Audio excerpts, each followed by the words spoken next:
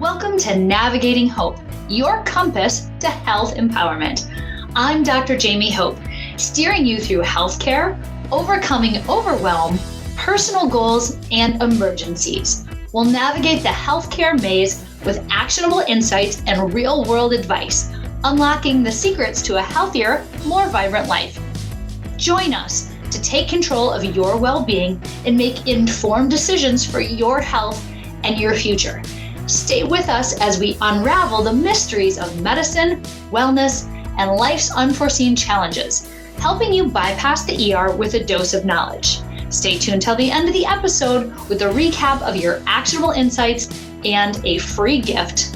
Let's chart a course to your well-being together.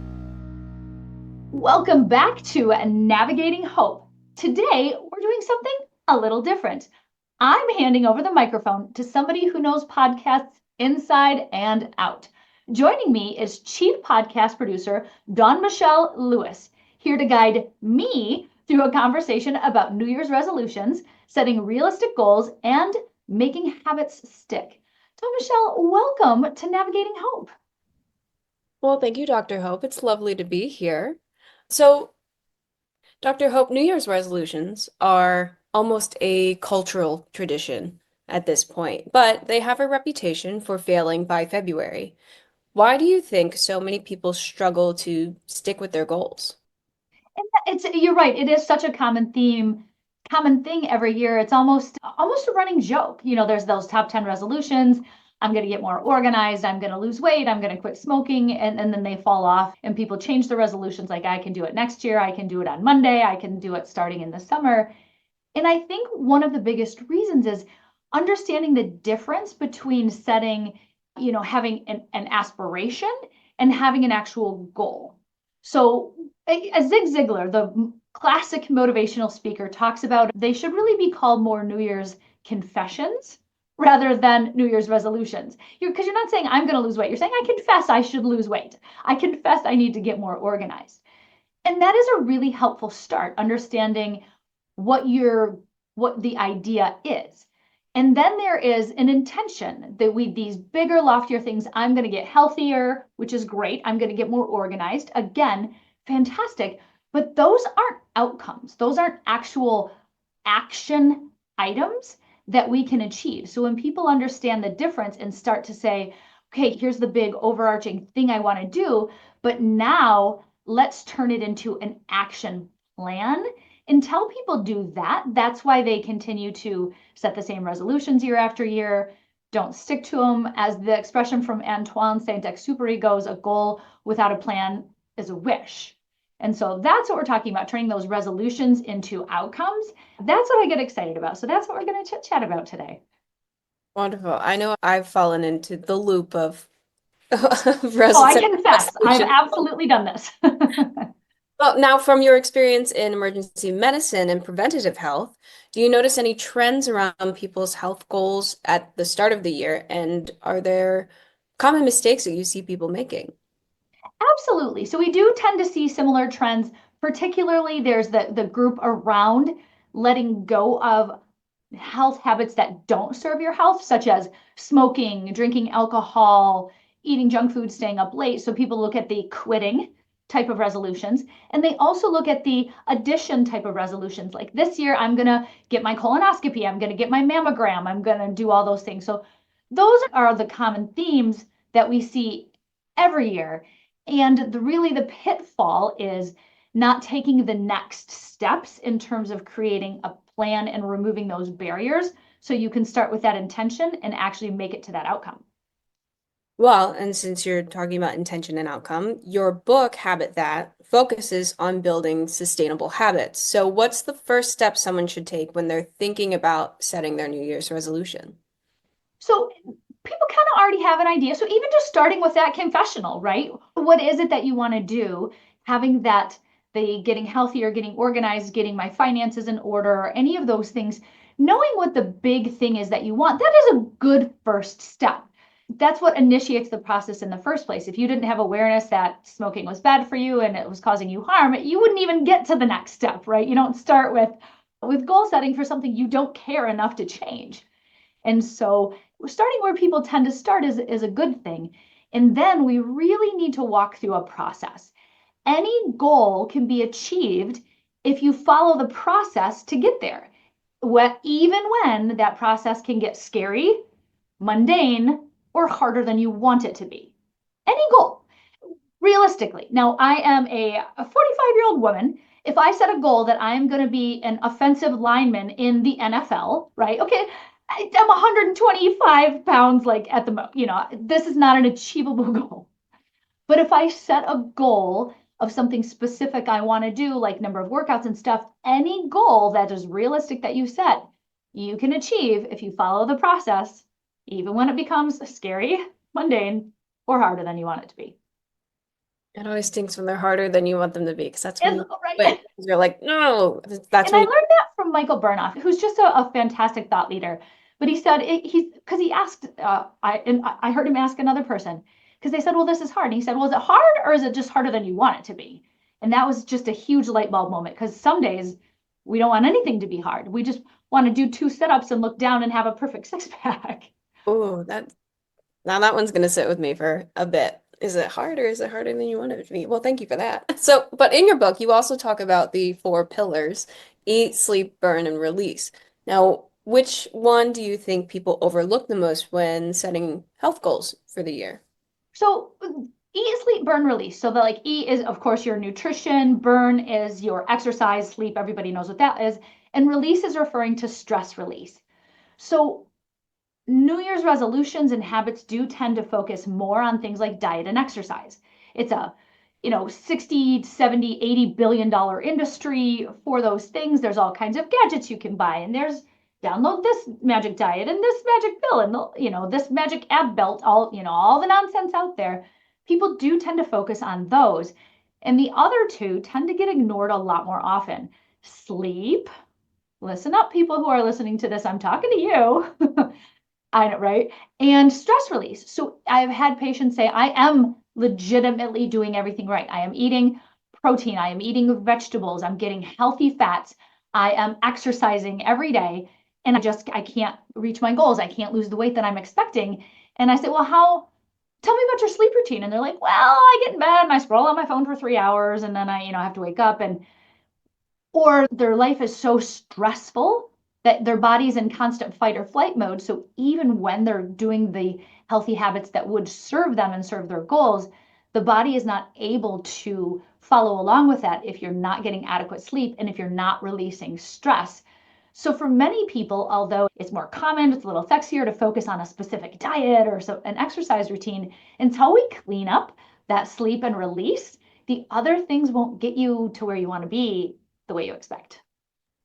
Yes, as a product of the early 2000s, I remember the fad diets that would come out. It's Oh, like, so and so lost 20 pounds doing this thing. And you're like, wow, just lemon juice and water? That's so healthy. and it's crazy. And I point this out to my patients and my physicians that I'm teaching to be intentionally kind of uh, surprising.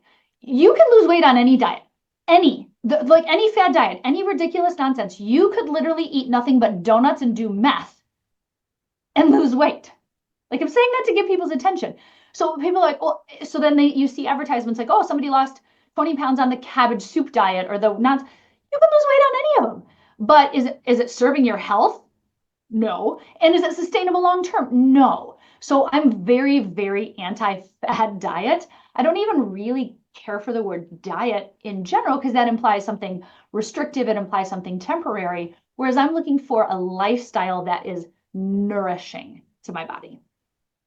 Well, and since we're speaking of lifestyles, how important is mindset when it comes to sticking to resolutions? And do you have a favorite mindset tip, favorite mindset tip to share?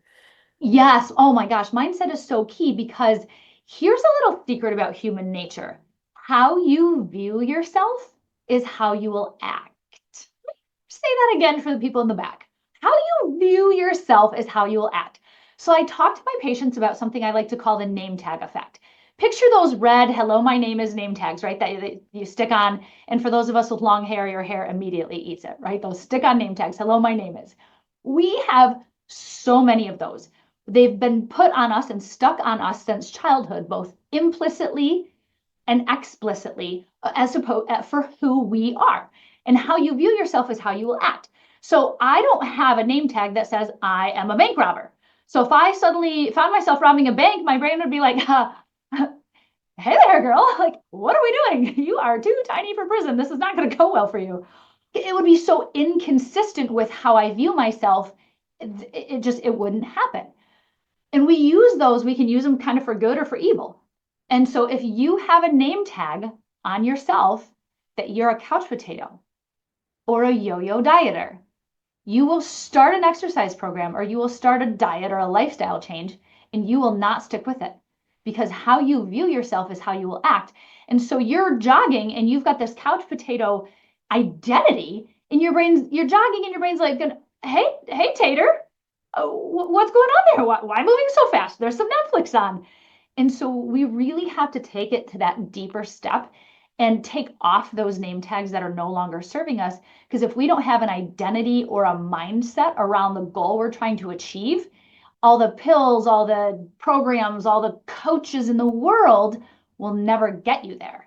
So that mindset, I look at the name tag effect. And so what kind of name tag do I want that's serving me?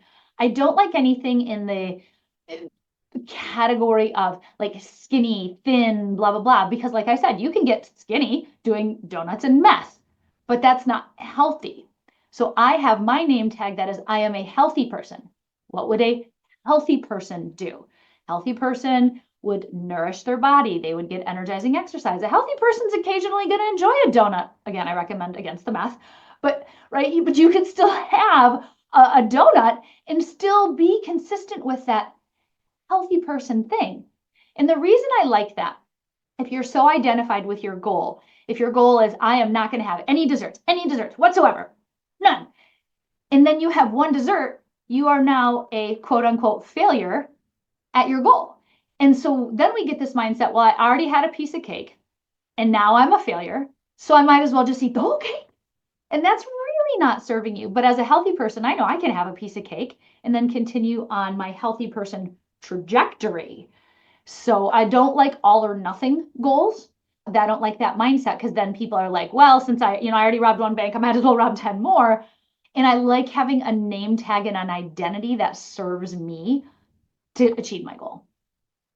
Oh, I love that. That's very similar to something I think Mel Robbins had said about how, be the person you want to be. Like, tell yourself who they are and do what they would do. And like, uh, speaking of, so you obviously have to set yourself up for success and things like this. So tell me about SMART goals, which I think we all know from this podcast, specific, measurable, achievable, relevant, and time bound. Those are often recommended.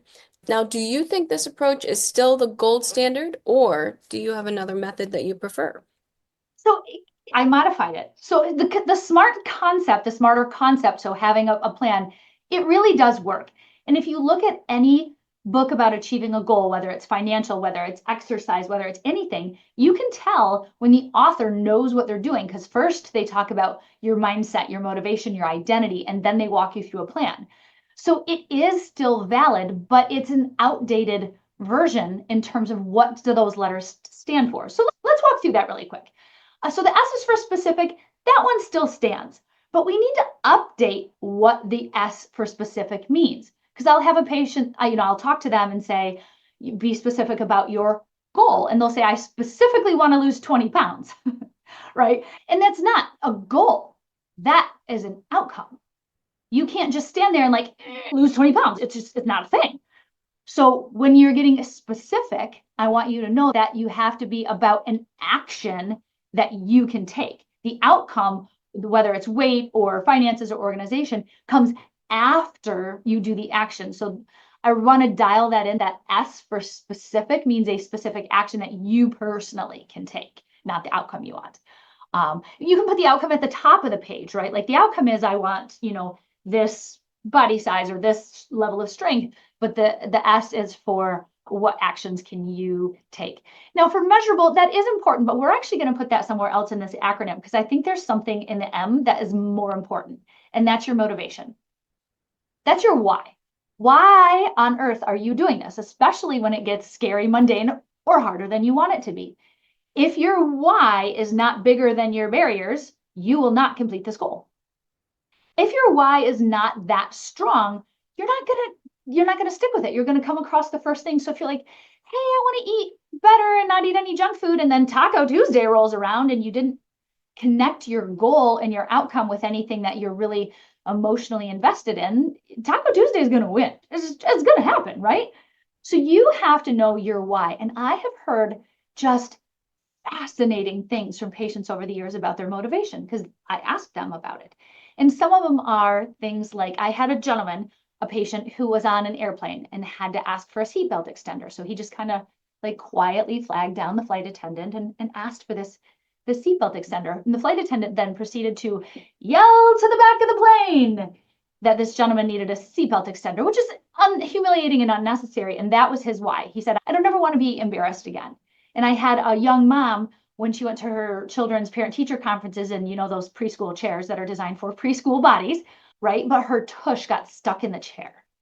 And they don't all have to be embarrassment related either, because I'm really an anti-guilt and shame kind of person. But you know, people say, I want to have more energy. I want to see my grandkids do better. I've even heard people have like semi-evil motivations, such as Heather from The Office is doing better, and I can't let that B word beat me. Like, listen, it doesn't have to be noble. It just has to be yours. It has to be visceral. You have to be connected. I had a patient quit smoking because she heard it could give her dog cancer. And I was like, that's really sweet and noble of you. Do you know it can also give you cancer, right? And she's like, blah, blah, blah. That's probably a lie, but I don't want to hurt my dog. I don't judge the why. You don't have to tell anyone. It can be like a 6th grade test where you're covering up your answers. But if you don't have a really good reason why, you might as well not even go on to the next steps. I did that with yoga for years. I was one of those people, I wanted to want to do yoga, but really didn't have a great reason, just other than like, I should. Lots of people do it. They say it's healthy.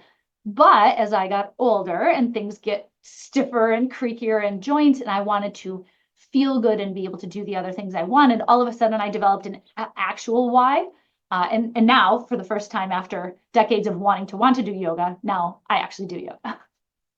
So, and so on to the A. In the traditional sense, it says achievable, which I do think is important, but I actually put that somewhere else as well. And for me, the A is for action. This is your who, what, when, where, why. And you want to get as specific as possible.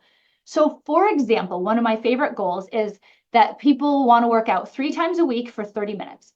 So that's 3 times a week, but let's say on average, right? Because some weeks life gets really lifey and some weeks it's better. So on average, if you work out 3 times a week, that's 156 workouts per year.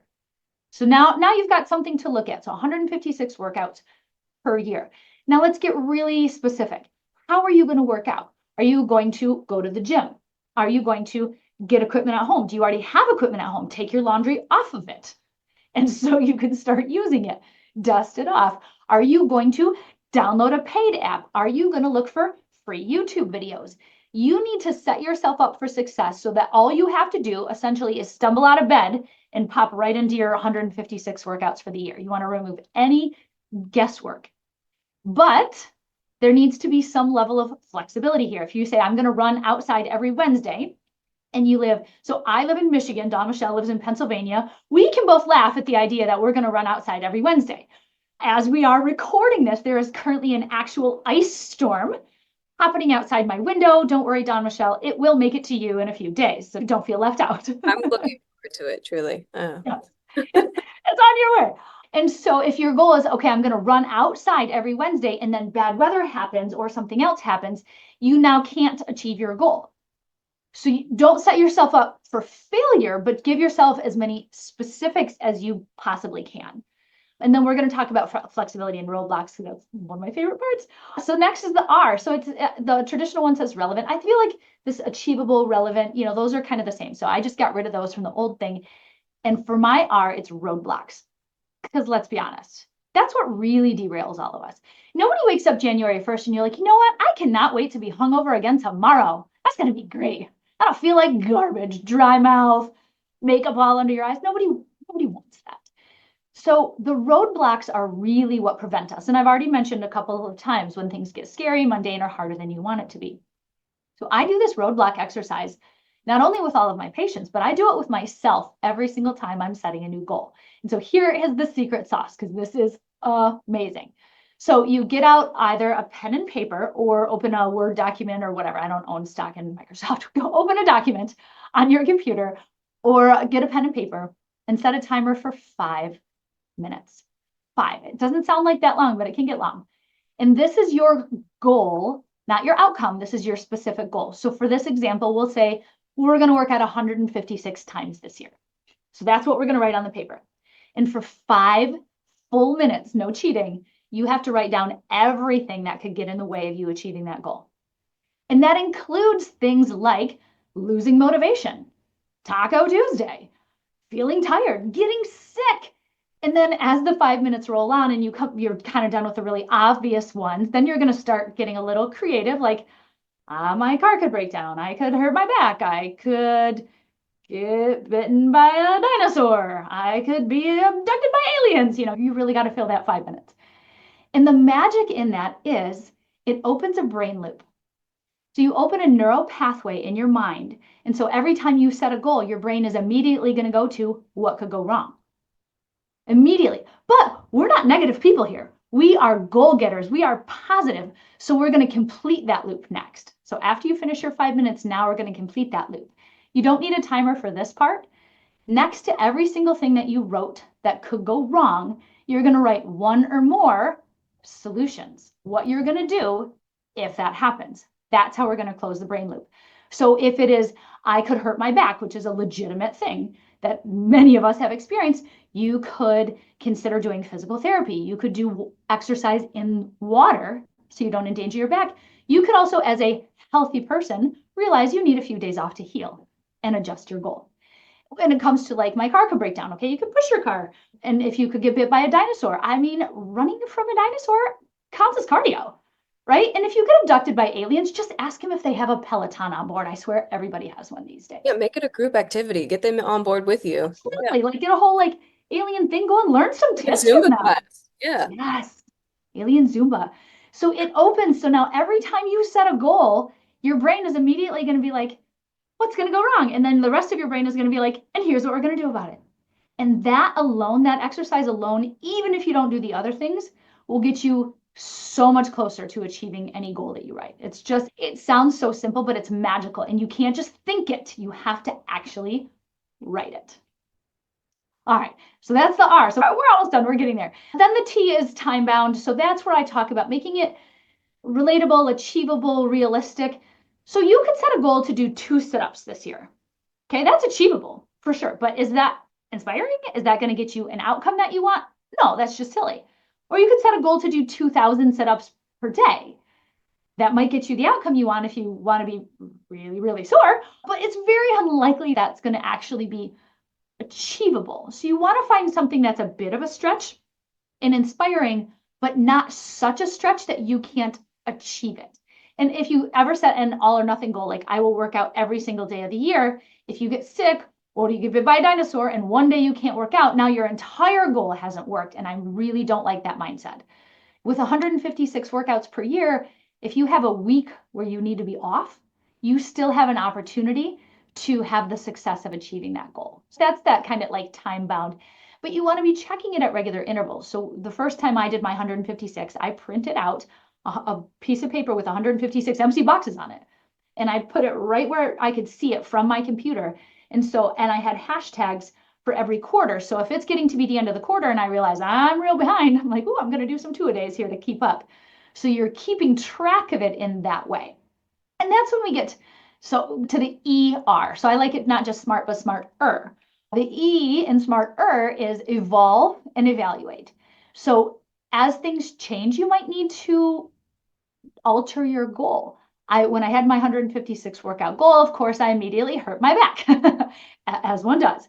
And so needing to evolve it, saying I can do my 3 workouts per week for the year, except for these 2 weeks that I'm going to take off. And let me just be clear, I didn't do that immediately because doctors are just terrible patients, terrible. So first, I decided to push myself more and then hurt my back worse and had to be off longer. So please learn from my stupid mistakes, but that evolve and evaluate is really key. And the last R is for record. We know that any goal that is recorded and measured improves exponentially. And so whether it is on a piece of paper, on your computer, on an app, I'm super confident you can find one. You need to record it so you can see it. The reason I print it out, I'm very tech savvy. I love apps, but I want it to like staring me in the face every day because you can ignore an app. How many of you are ignoring your email app right now? I am. But so having it so you can see it and keep up with it. So that's how you get smarter. And that difference takes you from having it be your confession to an actual thing that is a goal that you've achieved. And then the next step is making it a part of your identity, your lifestyle, and such a habit that it just is yours forever. See, and I like that you have the smarter instead Yeah. of just smart, because that also helps address, like you went on about the roadblocks, because Mhm. it's one thing if you have smart goals, but then if you hit something and you're like, well, get them next time. Yeah, exactly. So, do you have any advice for somebody who feels overwhelmed, um, just from the idea of starting, just because they have failed in the past or they feel stuck? Yes. And that's the key. Overwhelm is one of those roadblocks that keeps us from getting what we want. And you hear that from physicians will tell the patient, okay, you need to lose 100 pounds. That is overwhelming. That is unachievable, undoable in that kind of manner. So everything is just chunk it down, chunk it down. What is a small thing that you can do today in service of that goal? And the more you can break it down into little things that you can repeat more frequently versus big things that are hard to keep up with and set you up for failure, it makes all the difference. And I like to think of today me and tomorrow me or future me. Like, what did today me do that future me is going to be like, oh, girl, I'm really glad that you did that. So it doesn't have to be so big and so overwhelming because every single day you're not going to do 6 hours of exercise, 3 hours of yoga, 9 hours of meal prep, 10 hours of sleep. I mean, the math don't be mathing. So just break it down. Like, what is a small thing I can do today that serves that higher goal? And this may have kind of answered that, but obviously, resolution is not intended just to be the first month of the year. It's supposed to be the whole year. And because we live in a world where hustle culture and self-care are often at odds, Mm-hmm. how can people set those health goals without burning themselves out? That is so huge. The go, go, go. And then what we do is after that, then we flog ourselves to work harder. It's this bizarre culture. And people almost reward you. You can practically get a trophy by telling people how hard you worked and how you only got 4 hours of sleep and you still got all your stuff done. Everyone's like, yeah, you go, you got this. Instead of someone saying, like, hey there, you should get some sleep. And culturally, I would love to change that whole global conversation about self care. Sometimes self care looks like taking a break. Sometimes it doesn't look like after I work a 13-hour shift going to run for 6 miles because my body just doesn't have the fuel. And it becomes more about breaking you down than building you up. So when I talk about those healthy pillars, I use these descriptors very intentionally. Nourishing food, energizing exercise. So you're not trying to beat yourself down, beat yourself into submission or punish yourself. It's exercise to energize you, restorative sleep, stress release, and meaningful connection. So if you're not getting enough sleep that you are being restored, you haven't hit your goal. So for people who are hustling and kind of flogging themselves and beating themselves up, why don't you make a goal that is aligned with your bigger purpose of being a healthy person in your identity? And those goals do include things like rest and sleep. So, what is one New Year's resolution or habit that you've personally set in the past that has made a big difference in your life? So I've done a few. Oh my goodness. And I'm sorry, Mom, if you're listening, I know you're listening. I was the worst eater as a kid. I'm sure I was a nightmare. I hated vegetables and of all kinds. I didn't like eating healthy. It was not my thing. It wasn't my identity. I hated all of it. I think if I ate maybe three vegetables my entire childhood, I'd be shocked. But learning more about science and how the human body worked and knowing that I wanted to become a physician, it did seem a little hypocritical to have Cheeto dust on my white coat and tell a patient to eat vegetables. So there's my why. So you heard my why, right? I don't want to be a hypocrite. And I also know the science and what's happening at a cellular level. But I now have to eat a vegetable. Ew, I hated them. So I started with a keystone habit. How about I just drink more water? So I printed out a little grid, put it in my apartment, in my undergrad college apartment, which was a dump, but it doesn't matter. And I checked off every time I drank more water. And by doing that, it showed me, oh, I can achieve goals. Okay, fantastic. So that was an easy goal. It was fairly pleasant. And so then I set a vegetable goal. Oh, it was the worst at first. And I mean, I was dipping stuff in lots of ranch. Like the broccoli to ranch ratio was not consistent with being a healthy person, but I had to start, right? I had to choke this stuff down. And so I went from having maybe 3 to 5 servings of vegetables in my entire childhood. My goal is to go 3 to 5 a week, which is a big step. And then to continue. And now I have 3 to 5 per day without even thinking about it or having to track it, because it went from, the goal to the slog getting harder than I wanted it to be, to becoming easier, to becoming more automatic and more routine. And then from there, exercise to me is more fun. Although now I do love vegetables, I eat them on purpose and I enjoy it. But the 156 was my goal. I was a frequent exerciser, but never that consistent.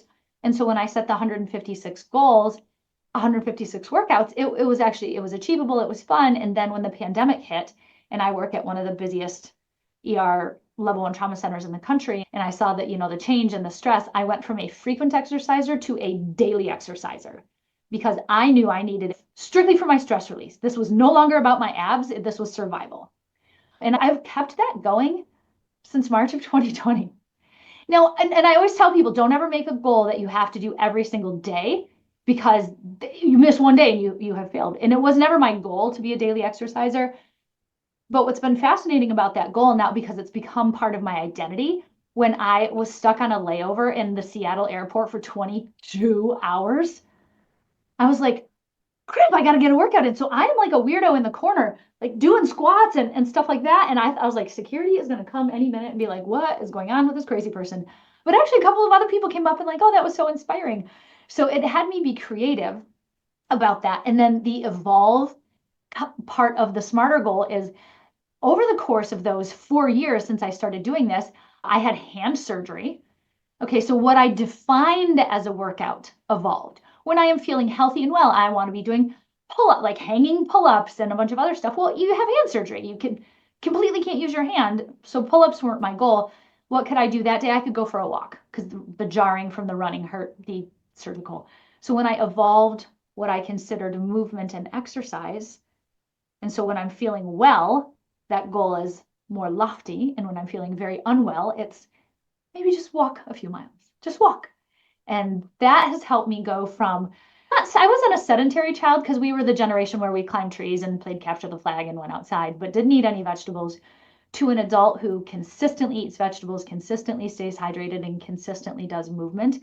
I've been through this process, through the ups and downs. And that's how I know that, if I can do it, anybody can do it.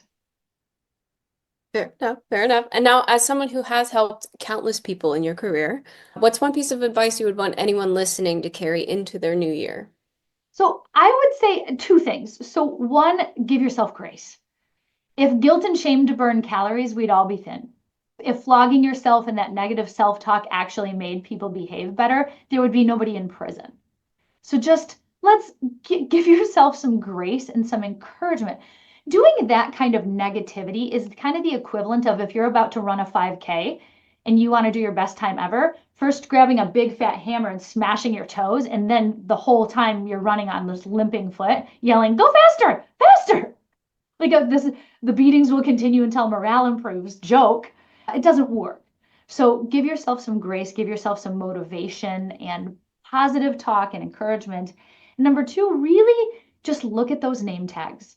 You might be wearing a lot more than you realize.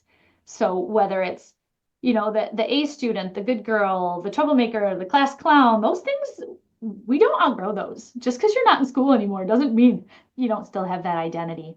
So it's an excellent time to invite you to really think about which one of those identities you have had. And if you've had ones before that are no longer serving you, that's okay. We just give ourselves some grace, peel off the old name tag, and replace it with a new one, because how you view yourself is how you will act.